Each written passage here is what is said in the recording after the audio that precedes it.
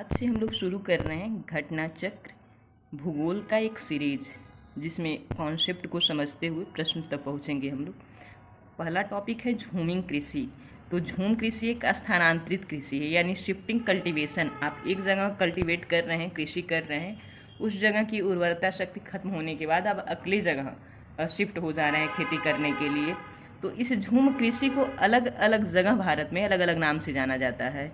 यह कृषि पद्धति भारत में असम, मेघालय, नागालैंड, मणिपुर, त्रिपुरा, मिजोरम, अरुणाचल प्रदेश, उड़ीसा, मध्य प्रदेश, झारखंड, छत्तीसगढ़, आंध्र प्रदेश की जनजातियों द्वारा अपनाया जाता है।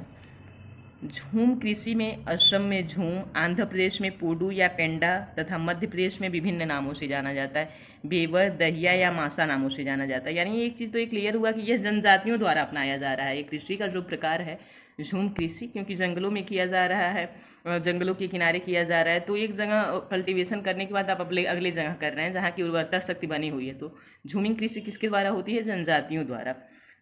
बेवर या दहिया मासा नाम से इसे मध्य प्रदेश में जाना जाता है। झूम कृषि के अंतर्गत वनों या जंगलों को काटकर या जलाकर कृषि योग्य भूमि का निर्माण किया जाता है। उस स्थान की उर्वरता शक्ति समाप्त होने पर दूसरे स्थान पर यह प्रक्रिया पुनः अपनाई जाती है।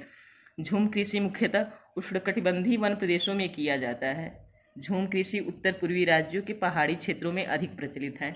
यानी जो उत्तर पूर्वी राज्य है वहाँ पे कृषि सबसे ज़्यादा प्रचलित है। अब प्रश्न है, हम लोग प्रश्न पे पहुँचते हैं, जिसमें पहला प्रश्न है कि झूमिंग या पैडा पद्धति क्या है, यानी है क्या झूमिंग पद्धति या पैडा पद्धति? यह स्थानांतरित कृषि का एक प्रकार है। तो विकल्प ये है जंगल काट कर सूखने को छोड़ना।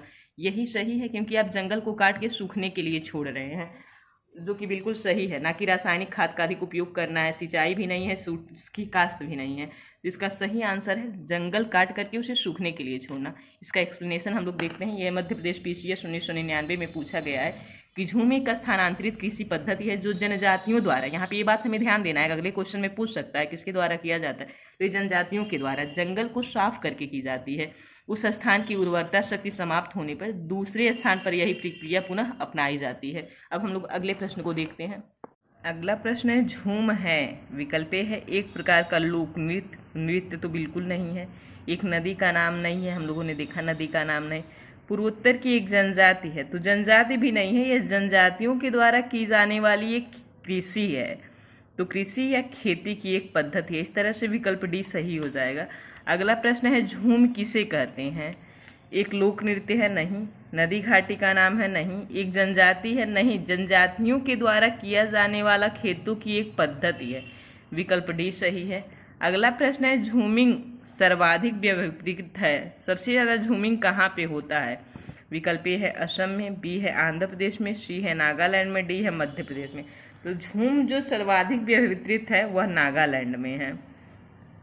इसका एक्सप्लेनेशन ये UP PCS 2005 में पूछा हुआ है।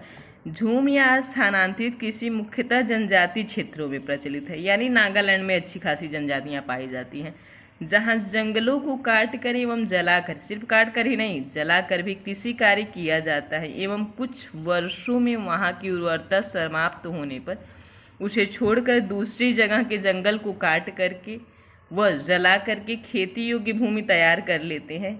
इसलिए इसे काटो और जलाओ यानी स्लैश एंड बर्न कृषि भी कहते हैं। झूम कृषि को क्या कहते हैं? काटो और जलाओ या स्लैश एंड बर्न कृषि भी कहते हैं। भारत में झूम कृषि को अलग अलग क्षेत्रों में अलग अलग नामों से जाना जाता है। जैसे उत्तर पूर्वी राज्यों में क्या क्या आता है? असम, मेघालय, मिजोरम, नागालैंड में झूम कहा जाता है, नागालैंड और त्रिपुरा में। मणिपुर में इसे पामलू कहते हैं। छत्तीसगढ़ के बस्तर जिले में और अंडमान निकोबार द्वीप समूह में इसे दीपा कहते हैं। अगला प्रश्न इस टॉपिक से क्या बनता है? काट कर जलाने वाली कृषि आमतौर पर झूम कृषि कहा जाता है। भारत के उत्तर पूर्वी राज्यों में, यानी झूम वर्ड कहाँ कहा जाता है? अभी हम लोगों ने पढ़ा है, इसे पामलू कहते हैं, पोडू या पैडा कहते हैं, दीपा कहते हैं। तो झूम कहाँ पे कहा जाता है? तो विकल्प है उत्तर पूर्वी राज्यों में प्रचलित है, बी है उत्तर पश्चिम राज्यों में, सी है पश्चिमी घाट में, डी है उपयुक्त में से कोई नहीं। तो इसका सही आंसर है विकल्प ए, यह उत्तर पूर्वी राज्यों में सर्वाधिक प्रचलित है। अगला क्वेश्चन है कि चलवासी कृषि निम्नलिखित राज्यों में पहाड़ी क्षेत्रों की प्रमुख समस्या है। विकल्प ए है असम और बिहार में, बी है बिहार एवं उड़ीसा में, इसका सी ऑप्शन है उड़ीसा एवं मध्य प्रदेश में।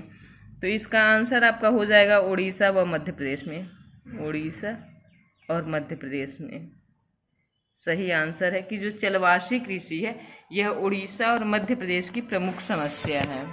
प्रश्न है सूची एक को सूची दो से मिलाइए। एक तरफ क्षेत्र दिया हुआ है, दूसरे तरफ स्थानांतरित खेती दिया हुआ है। जैसे विकल्प ए में पश्चिमी घाट है, तो पश्चिमी घाट में इसे क्या कहते हैं, तो हम लोग पीछे पढ़ा गया था। पश्चिमी घाट में कुमारी कहते हैं, यानी ए का 4 हो जाएगा। दक्षिण पूर्वी राजस्थान में तो वालतरी या दहिया कहते हैं, तो बी का 2 हो जाएगा। उत्तर पूर्वी भारत में क्या कहते हैं, तो इसे झूम कहते हैं, जो हम लोग पढ़ते हुए आ रहे हैं लगातार। मध्य प्रदेश एवं छत्तीसगढ़ में, तो मध्य प्रदेश एवं छत्तीसगढ़ में इसे दहिया कहते हैं, यानी 4, 2, 3, 1 जिस ऑप्शन में रहेगा वो ऑप्शन हमारा सही हो जाएगा, विकल्प ए। इस तरह से हम लोग अगले प्रश्न को देखते हैं। अगला प्रश्न भी मैच द फॉलोइंग का है, जो RAS में पूछा हुआ है। स्थानांतरित कृषि का नाम दिया हुआ है और पूछा हुआ है कि कौन सा सुमेलित नहीं है। पोंडू उड़ीसा में कहते हैं, मासा हिमाचल प्रदेश में कहते हैं। यह गलत है, क्योंकि मासा हिमाचल प्रदेश में नहीं कहते हैं बल्कि मध्य प्रदेश में कहते हैं। मासा नाम कहाँ के लिए है, मध्य प्रदेश के लिए।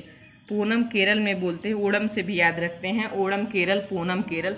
और झूम कृषि हम लोग पढ़े हैं कि उत्तर पूर्वी राज्यों में, जिसमें असम, मेघालय, त्रिपुरा, मिजोरम और नागालैंड है। इस तरह से इसका सही आंसर हो जाएगा विकल्प बी, जो कि असत्य है।